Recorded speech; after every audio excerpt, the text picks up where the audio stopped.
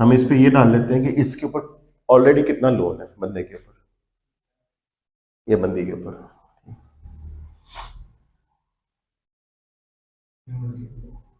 हम्म।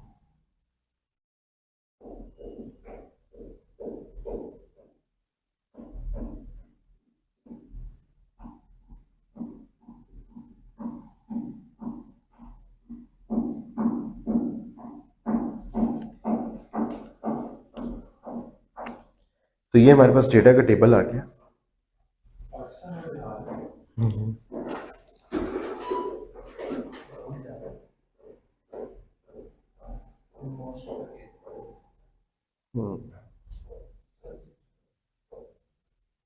ज्यादा बना दिया मैंने वैसे, ऐसे कर लेते हैं। हाँ, जो हमने पहले चीज देखी थी ना, डेटा नॉर्मलाइजेशन, वो तो अब यहाँ पे लगानी पड़ेगी, क्योंकि एज हमारे पास क्या है, डबल डिजिट है, और ये वाले तो जो कॉलम है ये 5 डिजिट है, ये 6 डिजिट है। यूक्लिडियन डिस्टेंस निकालने से पहले हमें नॉर्मलाइजेशन करनी है, ये 0 से 1 की रेंज में लेके आना है इनको,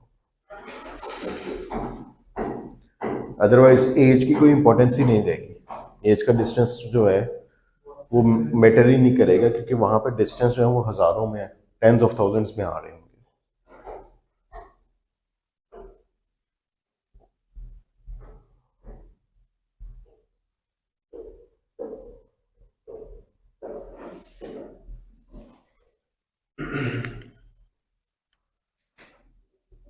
डेटा कुछ और डाल लेते हैं।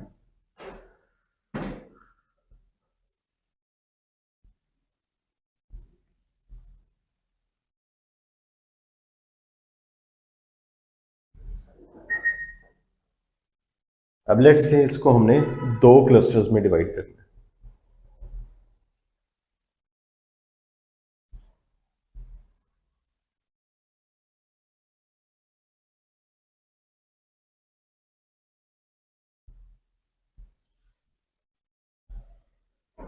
तो जब हम ये कहते हैं ना कि इनको 2 क्लस्टर्स में डिवाइड करें, तो बेसिकली हम ये कह रहे हैं कि आप फीचर्स की बुनियाद पे 2 ग्रुप्स बना दें ऑफ सिमिलर इंडिविजुअल्स, और फिर बैंक का कोई एक्सपर्ट देख के कह देगा कि इस ग्रुप के लिए हम लोन अप्रूव कर देते हैं और इसको रिजेक्ट कर देते हैं, इस ग्रुप को, कि इसके आप 2 क्लस्टर्स बनाएंगे, ठीक है, आप 2 क्लस्टर्स बना के बैंक को दे देंगे, और बैंक का कोई एक्सपर्ट जो होगा वो देख के कहेगा इस क्लस्टर के लिए लोन अप्रूव्ड और इसके लिए रिजेक्टेड, ठीक है।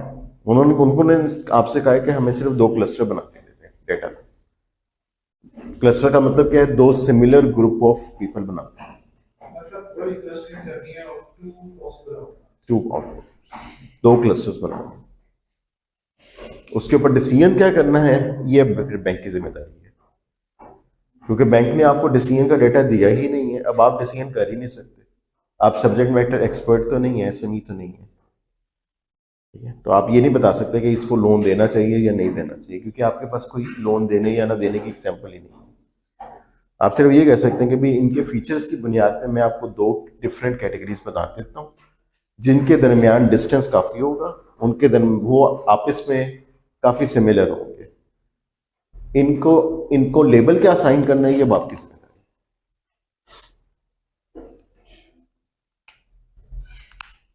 ठीक कर सकते हैं।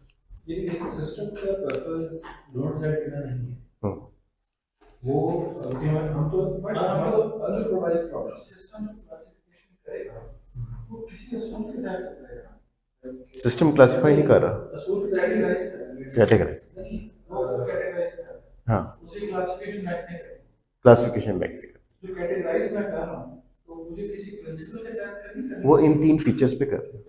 These features can be irrelevant to what classification नहीं, for example, फिर कैटेगराइजेशन कर रहे हैं, मतलब हम क्या एज की बेस पे कर रहे हैं, यस, तो उसकी पे की बेस पे कर रहे हैं। देखिए ये क्वेश्चन है ना कि अगर ये डेटा इररिलेवेंट है टू द डिसीजन, तो फिर तो इसका मतलब है कि आपको डेटा ही ठीक नहीं मिला, तो फिर आपका एआई का एल्गोरिथम कुछ भी नहीं कर सकता। हाँ लेकिन अच्छा यानी आपको वो डेटा चाहिए जिसकी बेसिस पे वो डिसीजन करते हैं। अगर वो डिसीजन किसी और बेसिस पे करते हैं और आपको उन्होंने कुछ और डेटा दे दिया है, तो आप not you are not solving their AI problem, आप एक हाइपोथेटिकल सी प्रॉब्लम सॉल्व कर रहे हैं। तो उनके डिसीजन पैरामीटर्स हैं यही फीचर्स, लेकिन आपको वो डिसीजन बता नहीं रहे, हिस्टोरिकल डिसीजन। जैसे फॉर एग्जांपल अगर हम ऐसी बात करेंगे, जैसे डिपेंडेंट्स का एक बहुत इंपॉर्टेंट डेटा है उसमें, तो क्या dependents define your expenses, yes, तो बैंक के लिए बहुत इंपॉर्टेंट होता है कि आपके क्या डिपेंडेंट्स हैं। तो अगर इसमें वो डेटा बैंक ने दिए ही नहीं है, तो आप जो क्लासिफिकेशन करेंगे वो प्रैक्टिकली बैंक के सिस्टम के वो इवेंचुअली यूजफुल ना हो सकता है, इट्स पॉसिबल। ठीक है ना, वो कहें आप उनको जब क्लस्टर्स 2 बना के देंगे तो वो कहेंगे कि भाई ये क्लस्टर में तो मिक्सिंग बहुत है, हम इस क्लस्टर को देख के डिसीजन नहीं कर सकते कि इसको अप्रूव करना है या रिजेक्ट करना है, इसमें अप्रूव और रिजेक्शन के दोनों के केसेस मौजूद है। तो फिर आप कहेंगे कि इसका मतलब है कि कोई फीचर मिसिंग है जो आप कंसिडर करते हो लेकिन आप हमें बता नहीं, तो give us some other feature. लेकिन जैसे हम देखेंगे नॉर्मली जो भी सिस्टम्स हैं वो जिस डेटा सेट के ऊपर काम कर रहे हैं वो थाउजेंड्स ऑफ मिलियंस में है, तो उसमें बैंक ने आपको दिए हैं फॉर एग्जांपल 1 मिलियन रिकॉर्ड्स, उन 1 मिलियन में से वो कैसे आपने क्लस्टरिंग कर दी है और आपने दो में डेटा को डिवाइड कर दिया, लेकिन वो बैंक मिलियन रिकॉर्ड्स नहीं दे सकता नहीं कि वो हर रिकॉर्ड को किस क्लस्टर में सही किया गया या नहीं किया, मैं इसको दूंगा या नहीं दूंगा। तो इसीलिए तो आपको दिया गया है ना, यानी वो बैंक अगर आपको मिलियंस ऑफ रिकॉर्ड दे रहा है तो उन मिलियंस ऑफ रिकॉर्ड को देख के वो डिसीजन मेकिंग उसके लिए मुश्किल काम है। उनके एक्सपर्ट्स कर रहे हैं काफी अरसे से, लेकिन अब वो उस काम को जरा उसमें ह्यूमन लेबर बहुत डलती है तो वो कम करना चाह रहे हैं। तो उन्होंने आपको डेटा दिया, आपने वो क्लस्टर्स बना दिए, ठीक है, 1 मिलियन में से 500,000 आप इसमें डाल दिए, 500,000 इसमें डाल दिए। अब उनको वो 500,000 देखने की जरूरत नहीं है, उनमें से वो 50 एग्जाम्पल्स देख लें और उनको लगता है कि ये 50 के 50 लोन अप्रूवल की केसेस हैं, तो फिर बाकी 500,000 भी ठीक ही होंगे।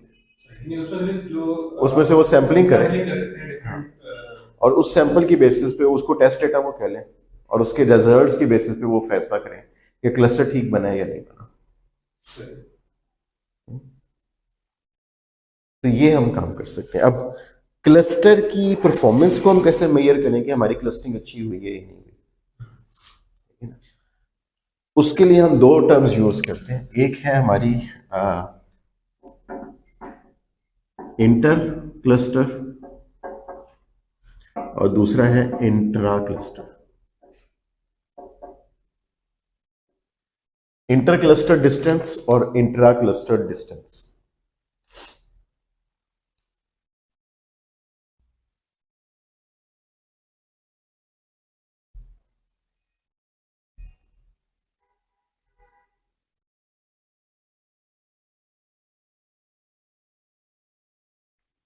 ये हम दूसरी परफॉर्मेंस को ये 2 मैट्रिक्स की बुनियाद पे होने, परफॉर्मेंस मैट्रिक्स है, इसकी बेसिस पे बनेंगी अभी, ये बेसिक्स हैं उसकी।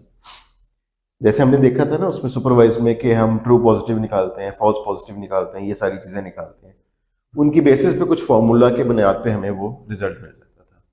तो यहाँ पे ये 2 बेसिस हैं, वहां पे 4 थी, true positive, false positive, true negative, false negative, ठीक है, वो 4 निकालते थे, उसकी बुनियाद पे फिर हम फॉर्मूले लगा के निकाल देते थे।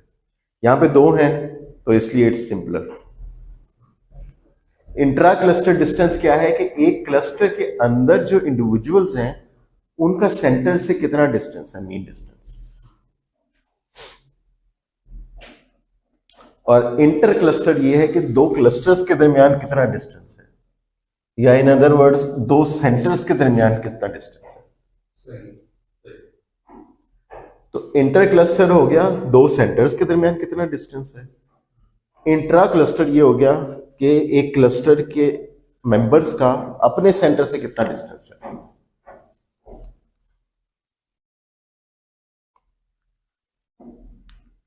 तो अच्छी क्लस्टरिंग में कौन सा डिस्टेंस ज्यादा होना चाहिए, कौन सा कम होना चाहिए? इंट्रा कम से कम होना चाहिए, इंट्रा कम से और कम, इंटर जो है उससे ज्यादा होना चाहिए। इंटर ज्यादा होना चाहिए, एग्जैक्टली। इंट्रा इंट्रा कम होना चाहिए। इंट्रा कम होना चाहिए, इंट्रा क्लस्टर डिस्टेंस कम होना चाहिए। यानी वो जो हम कह रहे हैं इंडिविजुअल्स मेंबर्स जो हैं वो सिमिलर होने चाहिए। सिमिलर तभी होंगे जब वो क्लोज होंगे और उनका अपने सेंटर से डिस्टेंस कम हो जाए।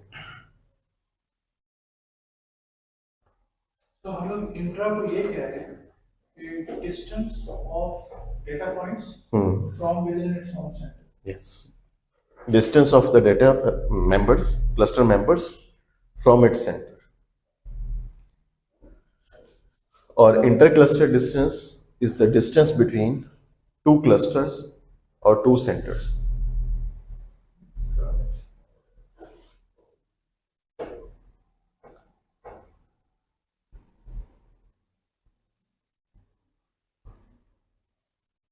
इन डिस्टेंसेस की बुनियाद पे हम ये भी बता सकते हैं कि इस डेटा में जो हम 3 क्लस्टर बनाने की कोशिश कर रहे हैं, इसमें 3 ही बनने चाहिए या ज्यादा भी बनने चाहिए?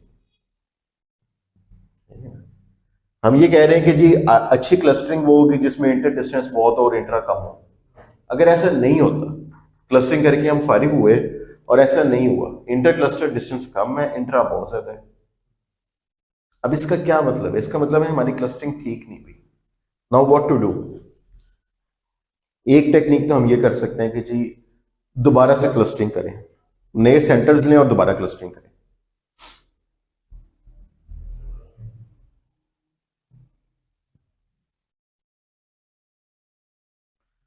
फिर दोबारा करें, फिर दोबारा रैंडम रीस्टार्ट्स करें of the whole clustering process. नए सेंटर्स लेके उनके रीस्टार्ट्स करें in the hope of reaching a good clustering point. और ये नहीं, मतलब उसमें भी एक क्वेश्चन आ जाता है ना, आपने 10 दफा रीस्टार्ट किया, 9 दफा आपकी क्लस्टरिंग खराब थी, 10वीं दफा ठीक आ गई। अब यहां पे फिर आपको देखने की जरूरत है कि यार एक दफा ठीक आई है, 9 दफा गलत आई है, कुछ मसला है। नंबर ऑफ क्लस्टर उतनी थी नहीं है, सेंटर्स आप डिफरेंट जगहों पे ले रहे हैं। तो अगर तो हर दफा आपका इंटर क्लस्टर डिस्टेंस और इंट्रा क्लस्टर डिस्टेंस की वैल्यूज वही आती है, तो इसका मतलब है कि आपका डाटा बड़ा साफ है,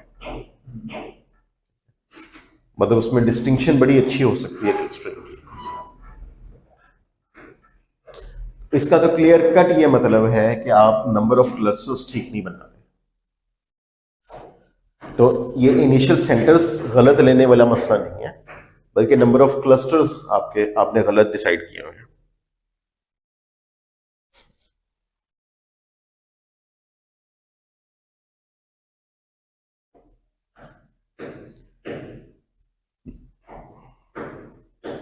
और अगर आप बार बार रीस्टार्ट करते हैं और इनकी वैल्यूज फर्क आती हैं इंटर क्लस्टर की और इंट्रा क्लस्टर की, तो दैट मीन्स कि आपका डाटा बहुत ज्यादा क्लीन नहीं है, विच इज फाइन। आप उसका कुछ कर सकते हैं उसको क्लीन करने के लिए तो कर लें, अगर नहीं कर सकते तो आप फिर क्या करें, नंबर ऑफ क्लस्टर्स को चेंज करके देखें, ठीक है। और यूजुअली हम क्या करते हैं, बढ़ा के देखते हैं।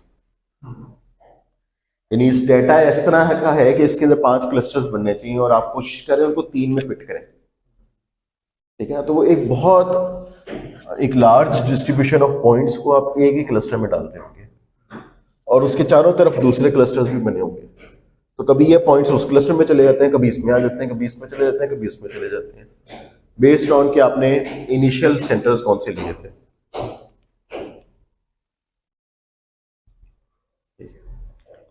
और ऐसा हो भी सकता है। कैसे हो सकता है? मतलब जब आप डाटा को देखते हैं और आप कहते हैं कि जी इनको लोन अप्रूव करना है, यस, तो वो मल्टीपल ग्रुप्स ऑफ पीपल हो सकते हैं जिनको आप अप्रूव करते हो। जरूरी नहीं कि वो एक ही ग्रुप बड़ा क्लोजली निट हो,